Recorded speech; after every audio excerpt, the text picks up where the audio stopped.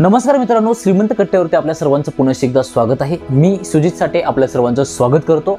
आज सर्वप्रथम सर्वांना नवीन वर्षाच्या खूप खूप शुभेच्छा।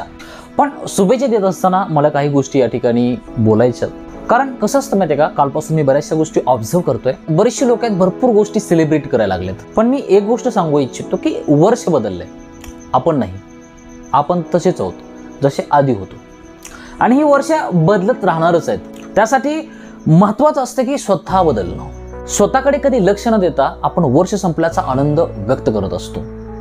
बरीचशा लोकांना वाटतं की माझ्या आयुष्यातलं दुःख निघून गेलं, पण महत्त्वाची गोष्ट ही आहे की आपल्या आयुष्यातला तेवढा वेळ निघून गेलाय, आणि तो गेलेला वेळ आपल्या आयुष्यात परत कधी रिटर्न येणार नाहीये। जर आपल्या आयुष्यामध्ये खरंच ॲक्च्युअलमध्ये काहीतरी चांगलं झालं असेल, आपण जर ग्रोथ घेतली असेल ना, देन सेलिब्रेट करायला भारी वाटतं। पण जर आपण तशीच असो जैसे थे, तर मग ह्या गोष्टी करण्यामध्ये कुठलाही आनंद नाहीये।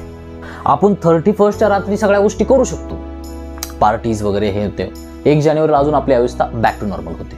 आपल्याला आयुष्यामध्ये जो पाहिजे असतो तो आनंदच मिळत नाही, कारण आपण स्वतःला लपवत असतो। कालपासून बऱ्याचशा लोकांचे मी मेसेजेस रीड करतोय की तुम्हाला सुखशांती लाभो, देव तुम्हाला सगळ्या चांगल्या गोष्टी मिळू देव, पण हे सगळं चुकीचं आहे।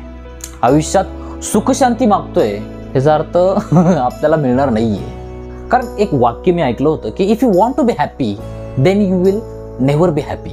जर तुम्ही आनंद मागत असाल ना, तर तुम्हाला कधी आनंद नाही मिळणार। ज्यावेळेस आपण आनंद मागायचा सोडून देतो ना, त्यावेळेस आनंद आपोआप आपल्या जवळ येऊन बसत असतो। त्यामुळे आयुष्यात देवाला कधी सुखशांती मागायची नाही, सुखशांतीसाठी कधी प्रार्थना करायची नाही। देवाला मागायचंच असेल तर संकट दे म्हणायचं, दुःख दे, प्रॉब्लेम दे, आणि त्या सगळ्या गोष्टींना हसत हसत पेलण्याची जी शक्ती आहे ती माझ्यामध्ये मी निर्माण करेन, तेव्हा मग आयुष्यामध्ये आनंद येईल।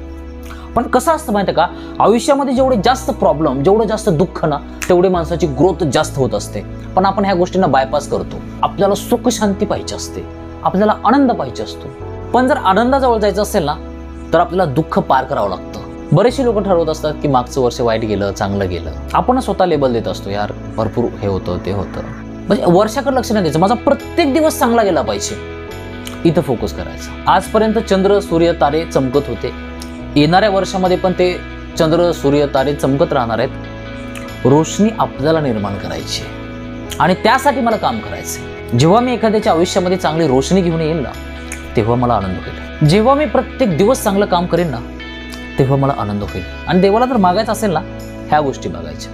येणाऱ्या वर्षात माझी सगळी कामं होतील ही इच्छा न बाळगता येणाऱ्या वर्षामध्ये मी बऱ्याचशा लोकांच्या कामी येईल, आणि ही जर इच्छा असेल तर मग आपल्याला आनंद निर्माण होईल।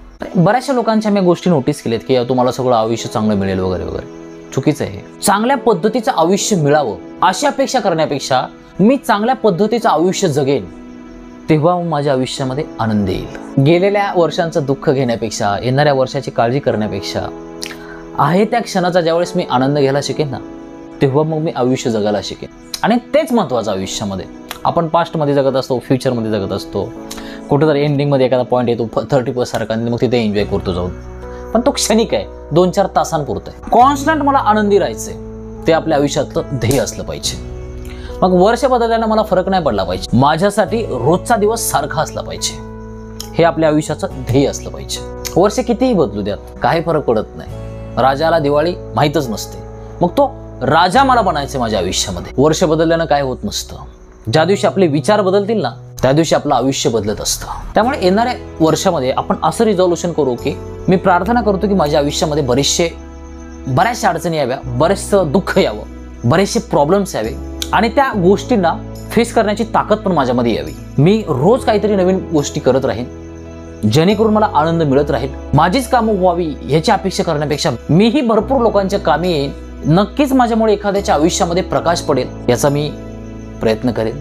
चांगल्या पद्धतीचं आयुष्य जगेन, मागचा पुढचा विचार न करता आजवरती फोकस करेन, तेव्हा मग मी आनंदी असेल। ज्याही लोकांचे विचार बदललेत ना, त्या लोकांचं आयुष्य बदललंय। ही सगळी संपूर्ण दुनिया जी चालते ना, ती फक्त विचारांवरती चालते मित्रांनो। आपण या गोष्टींना कधी नोटीस नाही करत, पण जेही लोक महान आहेत ते लोक फक्त विचारांनी मोठे होते, म्हणून ते मोठे झालेत। त्यामुळे आपण पेरणी ही विचारांची केली पाहिजे। ज्यावेळेस आपण विचार आतमध्ये पेरू ना, त्यावेळेस फळ खूप मोठे मिळत असतं, पण आपली संपूर्ण एनर्जी ही चुकीच्या गोष्टींमध्ये आपण घालवत असतो। आपण ह्या गोष्टींचा कधी विचारच नाहीत करत, आपण फक्त 31ला पार्ट्या करत हिंडतो आणि स्वतःला बदलणं ह्याच्यापेक्षा आयुष्यामध्ये कुठलंही मोठं काम नाहीये. कारण आपल्याला संपूर्ण दुनिया ही बाहेरची दिसत असते, आतमध्ये दिसत नसते. ज्या दिवशी आपल्याला आयुष्यामध्ये आपल्या आतल्या गोष्टी दिसायला लागतील ना, त्या दिवशी आपल्या आयुष्यातलं भाग्य उजळले.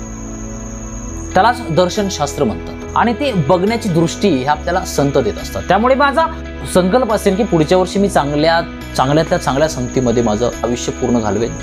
बरीचशी चांगली लोक मी आयुष्यामध्ये जवळ करेन आणि माझं जे आयुष्य आहे ते बेटर करण्यासाठी प्रयत्न करेन.